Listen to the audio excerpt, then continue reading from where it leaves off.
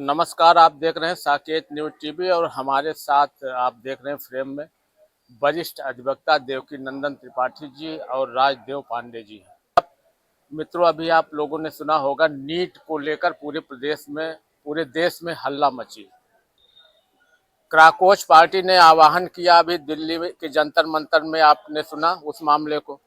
जब सारे समाज के सभी छात्र वहां जंतर मंतर पर पहुंचते हैं तो वहां पे जय भीम, ब्राह्मणवाद मुर्दाबाद, ये सब बातें वहां निकल के आई तो धीरे से सामान्य वर्ग के छात्र जो है वहां से खिसक लिए। वहां उस आंदोलन को एक दूसरी तरफ में ले जाने का प्रयास किया गया। उसके बाद जो कुछ हुआ आप जानते हैं। तो मेरा मतलब ये है कि आरक्षण क्या अब देश को जरूरी है, देश के लिए, जब 80 साल हो गया। ऐसा है। सर्वप्रथम मैं गुरु पूर्णिमा के पावन अवसर पर आपके चैनल के माध्यम से समस्त गुरुजो बिंदुओं को मैं प्रणाम करना चाहता हूं और बहुत बहुत बधाई देना चाहता हूं इस गुरु पूर्णिमा पर्व की। आपने बहुत अच्छी बात उठाया कि आरक्षण भारत में कहां तक और कितना और किस तरह से आवश्यक है। भारतीय संविधान में आरक्षण की व्यवस्था अनुच्छेद 15 में आरक्षण की व्यवस्था की गई, जो आर्थिक और शैक्षणिक आधार पर की गई।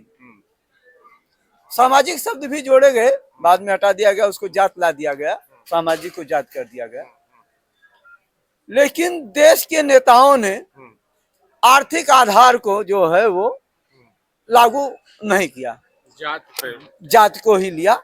बाद में अनुच्छेद 15(6) जो है वो 10% EWS की व्यवस्था अनुच्छेद 15(6) के अंतर्गत की गई और फिर आर्थिक आधार पर 10% जो है वो आरक्षण की बात आई। आज के समय में यदि जी जो 10% आर्थिक आधार पर आरक्षण की बात आई, क्या इस आरक्षण को सामान्य वर्ग ने मांगा था या कोई इसके लिए आंदोलन किया था? नहीं, कोई इसके लिए, चूंकि भारतीय संविधान में व्यवस्था ही थी आर्थिक आधार पर, तो उसी आर्थिक आधार पर जो है बाद में जब आवाज उठी, लोगों ने उठाया कि संवैधानिक व्यवस्था आप क्यों नहीं कर रहे हैं, तब 10% जो है आया।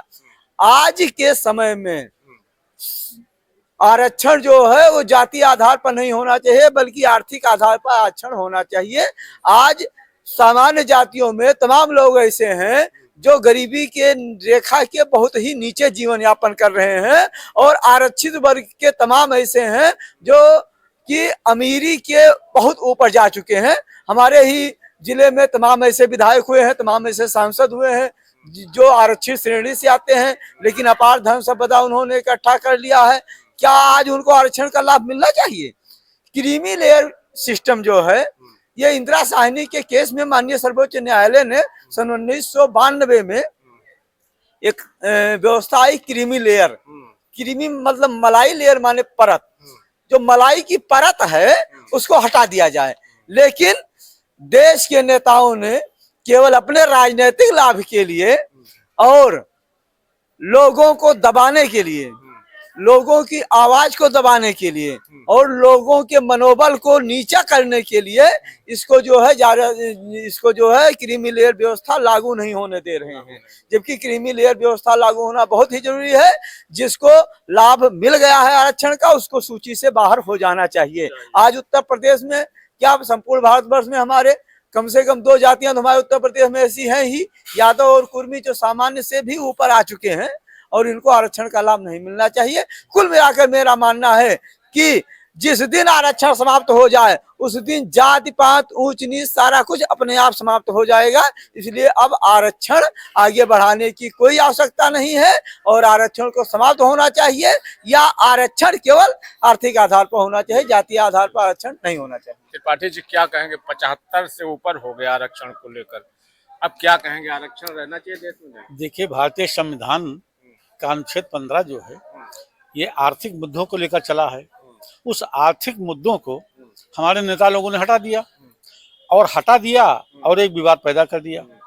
विवाद पैदा करने का मतलब यह है कि अभी पांडे जी ने सही कहा कि अन्य वर्ग के लोग, जो चाहे पिछले वर्ग के हों चाहे और नीचे के हों, ये लोग बहुत ही पैसे वाले हैं, हर मामले में आगे हैं। अभी आपने कहा क्रीमी लेयर को हटाकर जी। आरक्षण देना चाहिए, लेकिन क्रीमी लेयर हटाए नहीं जा रहे हैं। क्यों नहीं हटाए जा रहे हैं? ये कौन नहीं हटा रहा है?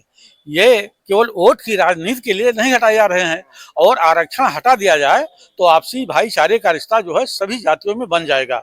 और जब तक आरक्षण चलेगा ये भाईचारे का रिश्ता नहीं बनेगा, बल्कि लोगों में विद्रोह की भावना होगी।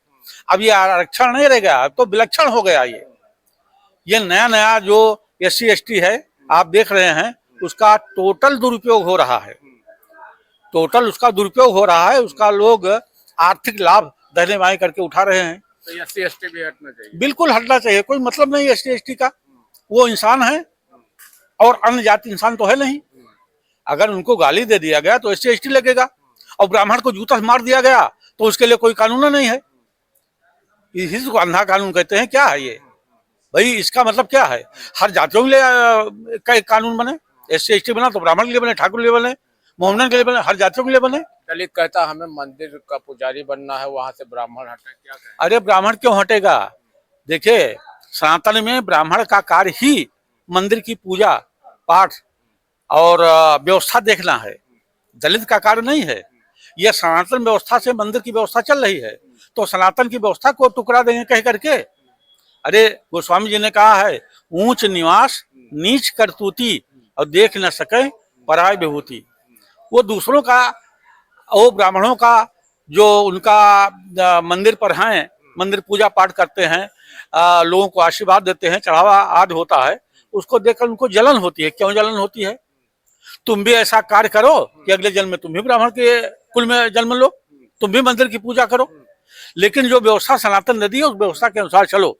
और ये मंदिर की व्यवस्था जो है, जो पंडितों के लिए रखी गई है, ब्राह्मणों के लिए रखी गई है, ये थी, है और ये आजन्म रहेगी। जब तक पृथ्वी रहेगा तब तक रहेगी। किसी के हटाने की बस की बात नहीं है। चलिए त्रिपाठी पांडे जी, एक सवाल हमारा जी, आरक्षण का लाभ पाकर जो क्रीमी लेयर की श्रेणी में जा रहे हैं, जो लोग क्रीमी लेयर की दर्जे में जा रहे हैं, वो कहीं ना कहीं अब ब्राह्मण को, क्षत्रिय को, तमाम मीडिया चैनल वो गाली देते हैं। अब वही उनके बच्चे ही तो गाली दे रहे हैं, क्योंकि इनके पास पैसा हो गया, आरक्षण का लाभ पाए, नौकरी चाकरी पाए, धन कमाए, प्रॉपर्टी डीलिंग किए, विधायक बने, सांसद बने। अब उनके बच्चे जो हैं वो पैसा हो गया, सामान्य से भी ऊपर स्वयं को समझने लगे और सामान्य वर्गों के व्यक्तियों को गाली देने लगे।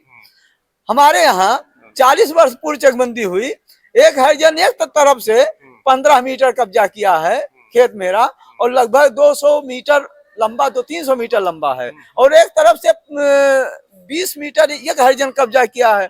2 हरिजन हमको दाबे हुए हैं, हम कमजोर बने उसको सह रहे हैं। 40 वर्ष से वो खेती कर रहे हैं, हम छोड़े पड़े हैं। अभी भी दलित कहते हैं कि हमको ये ब्राह्मणों ने पानी नहीं पीने दिया था। कौन कहता है? कौन कहता है? हमने तो रैदास को पूजा, उनको भगवान बना दिया। हमने जो है वो बाबा साहब डॉक्टर भीमराव अंबेडकर को आज भगवान के रूप में ले आए, हम ही लाए हैं, कोई दूसरा नहीं लाया है। अगर ब्राह्मण का योगदान ना होता तो बाबा साहब भीमराव अंबेडकर जो है एक अक्षर न पढ़ पाते। उनकी 3 बहनें थी, तीनों बहनों की शादी ब्राह्मण में हुई थी, उनकी भी शादी ब्राह्मण में हुई थी, उनका पालन पोषण ब्राह्मण के यहाँ हुआ था। बाबा साहब का संविधान भी तो ये कहता है कि अब आरक्षण की हटना चाहिए। जी, बाबा साहब का संविधान जो है उसमें उसी की ही तो ये व्यवस्था है कि आर्थिक आधार पर होना चाहिए, क्रीमी लेयर होना चाहिए। लेकिन लोग संवैधानिक व्यवस्था को इस समय छिन्न भिन्न कर रहे हैं और केवल जातीय व्यवस्था ही सर्वोपरि हो चुकी है, जिसको अब समाप्त करने की आवश्यकता है। त्रिपाठी जी कुछ कहेंगे? ब्राह्मण एक ऐसा शख्स है कि जिसने जब चाहा जिसको MP बनाया, MLA बनाया, प्रधानमंत्री तक बनाया, मुख्यमंत्री तक बनाया। और ब्राह्मण की आप इस तरह से बात कर रहे हैं, जिधर ब्राह्मण जाएगा आप समझे उसके पीछे रेला चला जाएगा। वो ब्राह्मण नहीं कि मतलब आप ये समझ लीजिए कि वो मांगने वाले ब्राह्मण हैं। यही बात तो नहीं समझ रहे हैं लोग, नहीं समझ रहे हैं, वो नहीं समझ रहे हैं, वो सब समझ रहे हैं। ये हम आप नहीं समझ रहे हैं, वो सब समझ रहे हैं, उनके हृदय में सब कुछ है। लेकिन मन में राम बगल में छुरी, मुंह से दूसरा कहते हैं, लेकिन हृदय में जानते हैं कि मैं कुछ नहीं कर पाऊंगा। और जहाँ ब्राह्मण रहेगा वहीं सर्वस्व रहेगा, और जहाँ ब्राह्मण नहीं रहेगा वहीं कोई भी नहीं रहेगा। आरक्षण खत्म होना चाहिए, बिल्कुल खत्म होना, 100% नहीं, अब 100% से आगे क्या कहा जाए, ये बिल्कुल खत्म होना चाहिए। इससे देश में फिर समानता आएगी। अगर आरक्षण खत्म हो जाए, देश में समानता आएगी, भाईचारा आएगी, हर जातियों में आपसी प्रेम व्यवहार होगा, सारी बातें होगी। और आरक्षण जैसे जैसे बढ़ता जाएगा वैसे उसमें कटता आ जाएगी और देश में अशांति फैलेगी, इसमें कोई संदेह नहीं। चलिए, बहुत बहुत धन्यवाद। तो मित्रों, देख रहे हैं दोनों वरिष्ठ विद्वान अधिवक्ता हैं और अपनी प्रतिक्रिया आरक्षण को लेकर अभी दे रहे थे। आरक्षण अब खत्म होने की जरूरत है, 75+ हो रहा है आरक्षण को लागू हुए, और कहीं ना कहीं जो लोग समाज में आरक्षण का लाभ लेकर ऊपर बढ़ रहे हैं वो अगड़ी जातियों को प्रताड़ित करने का प्रयास कर रहे हैं। ये आरक्षण का लक्ष्य नहीं था। आरक्षण का लक्ष्य ये था कि लोग संपन्न हो और बराबर में हो, समरसता है। क्यों पांडे जी? बिल्कुल बिल्कुल। समरसता आने का ये लक्ष्य। आरक्षण देखिए, रथ के दो पहिए, रथ के दो पहिए, समाज के 4 वर्ण को एक बराबर करने के लिए ही ये व्यवस्था लागू की गई थी। लेकिन अब वही व्यवस्था जो है वो समाज को पंगु बना रही है।